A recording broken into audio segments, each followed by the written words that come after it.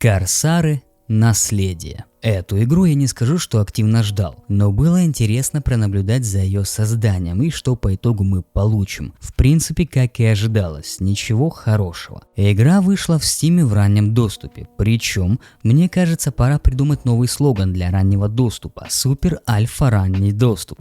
И это о Корсарах. Наследие. Но давайте по порядку. Игра нас встречает закадровым голосом, где пытаются надавить на жалость тем, что ребятки за свои деньги создают игру. У них нет издателя. Поэтому, пожалуйста, купите игру, оставьте комментарий, добавьте виш-лист и так далее. Кидаю вам все возможные респекты, но мне кажется, это так не работает. А следом звучит фраза, что они создают еще одну игру в мире Корсаров. Собственно, зачем? Я считаю, в таком случае все свое время направьте на одно русло, нежели раскидывать команду по разным проектам. Под конец ролика вы поймете, почему я так реагирую. В главном меню в настройках нам завезли даже DLC с FSR. А теперь к игре. Повествование идет в стиле мини-глав. Я был таким-то Васечком, попали в ловушку, включается обучение, деремся, стреляемся, поражаемся деревянному управлению и билду для разработчиков, который вы продаете. И погибаем, но не до конца,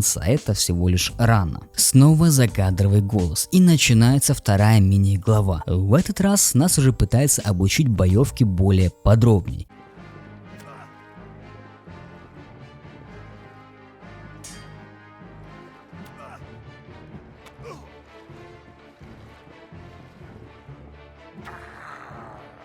Молодец. А справишься ты с двумя? А с тремя? А с четвермя? Я раскидал 2 раза четверых и продолжил свое плавание.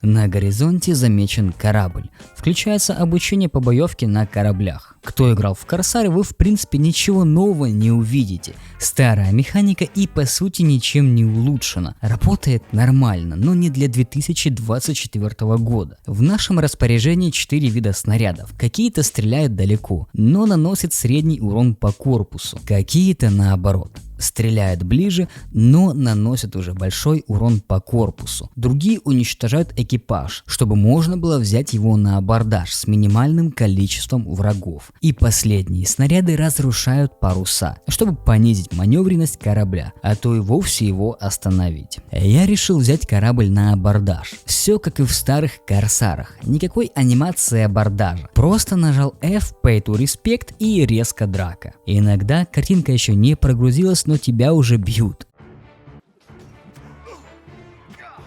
После победы над врагом мы можем его залутать, и у нас даже есть инвентарь. Он, конечно, ой какой неудобный, но по факту в первой ранней главе раннего доступа, можно ли это так называть? Я не знаю. Нам некуда тратить средства, незачем корабли и сами ресурсы, ведь открытого мира нет. Мы просто проходим мини-главы, как я уже говорил ранее. Короче, убив врагов, спускаемся в трюм, убиваем там врагов и наконец деремся с капитаном. После победы забираем ресурсы и сможем назначить на захваченный корабль нового капитана из-под своего руководства. Это я говорю на опыте старой игры. В Корсарах Наследие это пока недоступно. Ах да. По трупам ходить нельзя, свою команду растолкать тоже нельзя. А теперь внимание всем. Нам показали новую механику, которая кардинально отличается от прошлых серий Корсаров. И это барабанная дробь, взлом замков, причем как в Скайриме. В следующей мини-главе нам нужно починить корабль. Для этого выкатываемся на остров и рубим дрова. Спасибо, что не мы, а лишь наш экипаж. Попутно наблюдаем за чайками, которые кружат только над нашей головой. И только в этой мини-главе. Команда наша засекла какое-то племя, и мы должны пойти с ними пообщаться. Пробегая по прекрасным искусственным джунглям, наконец находим племя. Тыц-пиздыц, мы им оружие, столько что награбленного корабля, а они выделят людей, чтобы помочь нарубить дров. Какое доброжелательное племя. Начинается следующая мини-глава. Мы с нашей подружаней должны уничтожить кораблик. Базару ноль. показывай. Уничтожаем и начинаем уже следующую мини-главу. В общем, чтобы вас не утомлять, я думаю, вы поняли, что я имею в виду. 10 минут геймплея и следующая глава. Наконец, прибыв на остров Барбадос, нам показали мини-поселение и даже одну мини-игру. В правила я не стал вдаваться, по итогу как-то выиграл. Незаметно на корабле, в кавычках, добрались до острова Тобаго. Да-да, тут даже есть типа стелс. Подрались, захватили корабль и приплыли назад. Я решил часть с плаванием и беготней туда-сюда вырезать. Теперь бежим к маяку. Долго бежим. Нужно передать супер-пупер секретное послание, но не судьба. Нас накрыли. Убиваем стражников. Бежим назад в поселение, чтобы договориться с чистильщиком тел. Мы типа сами не можем припрятать, поэтому все делается через человечка. Снова долго бежим. Спасибо, кстати, за X2. Это хоть как-то спасает. Но чистильщик тел потерял свой амулет. Сбегай на плантацию и там забери его. Снова бежим практически в то же самое место, где находится маяк. Ну что вы хотели? Это остров, места маловато. Взламываем замок и бежим к маяку. Перекинулись двумя словами, отдали амулет и бежим к главарю поселения. Долго бежим. Следующая глава начинается с обменом пленными. Мы должны представиться каким-то капитаном и провести обмен. Но старый пройдоха нас узнал, поэтому обмену капут. Деремся, стреляемся, получаем целое рукопожатие и с вестями возвращаемся к главарю поселения. Как оказывается, тут завелась крыса. Сходи да найди ее. Найти удалось и все. В этом месте история Руфуса Монро сделает небольшую паузу до выхода второй ее главы.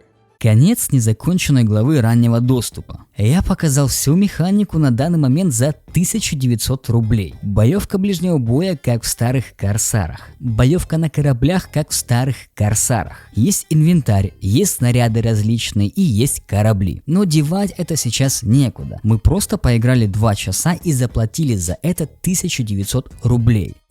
Маркетинг. Не то, что ваши Baldur's Gate 3 за 2000 рублей на 100 плюс часов. Игра разрабатывается уже 1000 лет. И что мы получили? 2 часа неспешной забагованной игры, где нас водят за ручку по коротеньким главам. Дали попробовать подраться, дали покататься на кораблике и все. Серьезно, это все. За 1900 рублей вы получаете простой небольшой рассказик о Монро. Мне это напомнило создание визуальных новелл, но там работают по 1-2 человека, как пример Бадик. Но тут огромное но. За год разработчик в соло делает контента на 3-4 часа с разными путями, около 5, если память не подводит. Кучу новейших механик. Кто играл последнюю главу, вы знаете, о чем идет речь. И по факту весь контент мы можем получить, подписавшись на Patreon за пару баксов. Или купить в Steam за 300 рублей, когда она выйдет. Я имею в виду последняя глава. Также существуют бесплатные публичные версии, как это обычно принято в новеллах. Понимаю, что-то не совсем корректное сравнение, но мне это напомнило версии в новеллах 0.1, 0.2 и так далее. Но по крайней мере в Steam они выпускаются при достижении хотя бы версии 0.5.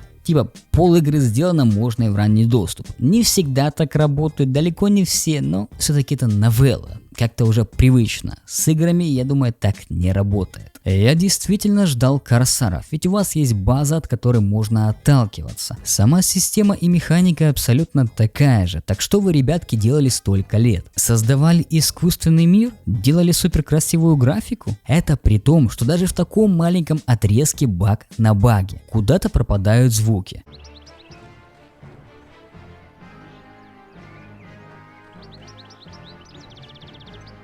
Дрожание камеры.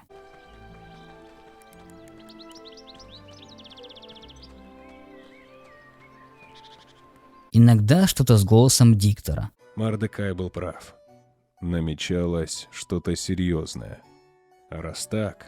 Причем даже голос никак не обработали. Добавьте какой-то реверб. Сделайте небольшую эквализацию. Иначе голос звучит, как будто бы запись происходила дома, для какого-то мода в Skyrim. И еще раз повторюсь, это за 1900 рублей. Если бы вы выставили цену как за главу, допустим 250-300 рублей, я думаю, никто бы и слова не сказал и простили бы многие проблемы. Самый лучший вариант – перенести проект еще на лет 5, чтобы получить хотя бы половину игры. Потому что в данном случае даже нечего рассказать. Мне кажется, кажется, длительность этого ролика превышает объем контента в самой игре. А открытого мира мы не увидели. Город хоть какой-нибудь, я имею в виду с губернатором, тоже не увидели. Внезапное включение. Я решил почитать комментарии людей, что они пишут по поводу игры, почему. Негодование помимо цены, естественно, и 2 часа проектика. И вот на что я набрел на один из комментариев. Как человек пишет, хорошо, что я почитал их дневники. Напоминаем, что Corsairs Legacy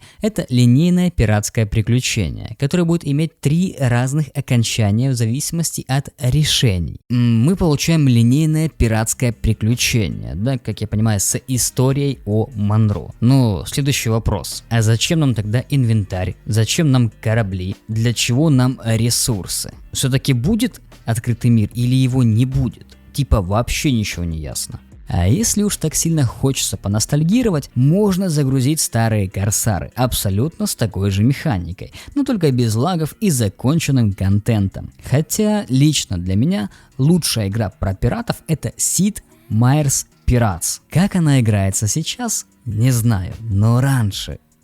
Сколько времени провел в ней, балдеж. Да и этот текст я написал за 30 минут, сразу после того, как закончил играть. Эмоций никаких нет, кроме пустого кошелька от игроков. Короче, я смотрю эти тренды с ранним доступом все бьют новые рекорды. Так давайте, может, тогда и ролики будем делать